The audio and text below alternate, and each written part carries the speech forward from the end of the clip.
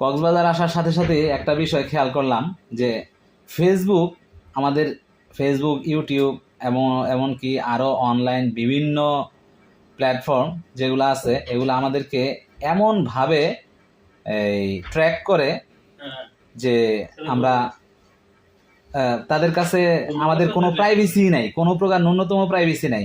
আমরা কক্সবাজার আসার সাথে সাথে কক্সবাজারের যত গাড়ি আছে গাড়ির সমস্ত অ্যাড চলে আসতেছে, কাচ্চি ডাইন যত ধরনের খাবার টাবারের এই অ্যাড আছে চলে আসতেছে, চান্দের গাড়ির অ্যাড চলে আসতেছে।